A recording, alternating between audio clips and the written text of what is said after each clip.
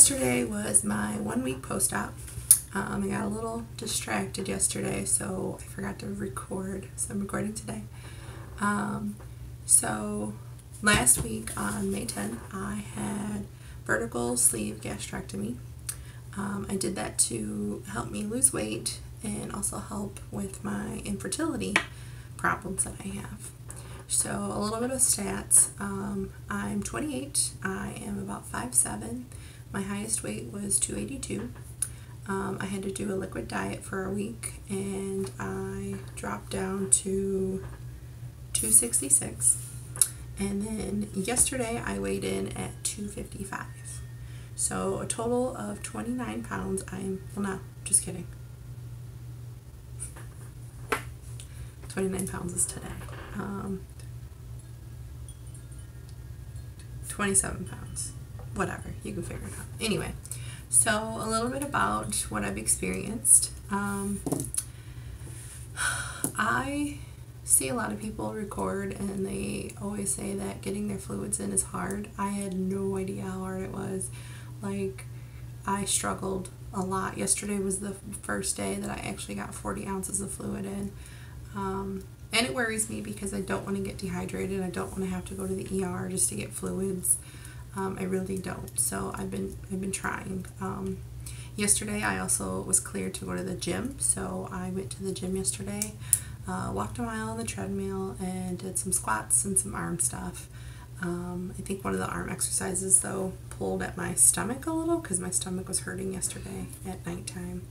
So I'm going to talk about a couple other things. You know, they tell you to be as active as possible, and I did that the first couple days, and I ended up overdoing it because I decided that I could go shopping and walk all over Timbuktu, and I've decided that I could garden and be just fine, and my tummy told me no.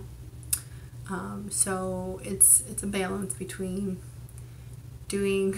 walking and being active and not jumping back into normal activities. So I had a hard time with that. Sorry, I'm looking at my list. So another thing is nobody warned me about Smelly Breath. And I didn't really know why I was having smelly breath. Like, I normally don't have a problem. And I'm like, what is wrong with me? And even my husband's like, you need some gum. Like, trying to be nice about it, but he was like, you need some gum. Well, I went to my post-op appointment and I had to talk to the nutritionist. And she's going through a list like, hey, have you experienced nausea, vomiting, dumping syndrome, all that stuff? I'm like, no. She's like, have you been experiencing smelly breath? And I was embarrassed. I'm like, oh my God, can you smell my breath? Is it bad? Oh my God. And she was like, no, that's a side effect. And I'm like, well, why?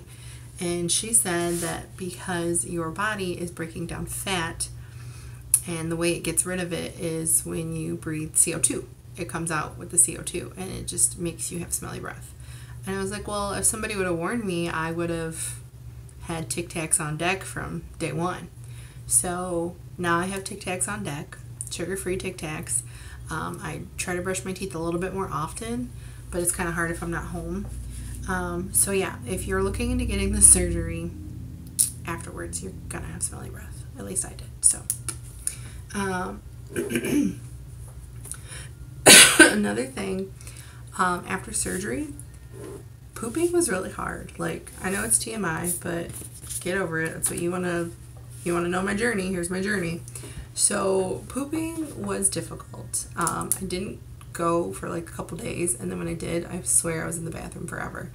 And it kind of makes you nervous, and you're like, what the hell? Like, is something wrong? I guess it's normal because I've talked to them about it, and they said someone suggested the squatty potty. My niece has a squatty potty, so I've tried it, and I think it works better. So I want to get a squatty potty. And if you don't know what a squatty potty is, you should look it up on YouTube, and there's hilarious like video for it with unicorns and pooping. It's hilarious. Definitely look into it. So, oh, excuse me. The gas is unreal. Anytime I drink or eat anything, I burp for like the next 20-30 minutes. And you know, you've always You've always been taught to like, don't burp in public. Not anymore. That's out the window because it hurts. So if I gotta burp, I gotta burp. And you're lucky it's coming out this end and not the other end. So hey. And then the last thing, I'm really excited. I've been looking up a lot of stuff on Pinterest and I'm trying to look up stuff on Instagram. I'm excited to get to the point where I'm allowed to have, like, I'm allowed to cook a meal for me and my husband and we can both share it. Because right now it's weird that, you know, he has to have his own meal, I have to have my own meal, and it's weird. It's just different, and we're used to cooking together and eating together, so I'm excited for that. Next week I get to have eggs, hey, and ricotta cheese, and my nutritionist told me about a ricotta bake, and I've also seen that on Instagram everywhere, so I'm definitely going to try that, and my husband said he'll eat that with me too, so pretty exciting. So today I'm going to go get a mani-pedi because I got my hair cut yesterday. That's why I was so busy yesterday. Got a haircut and I went shopping. You can't tell because I look rough right now. Oh, dyed my hair again.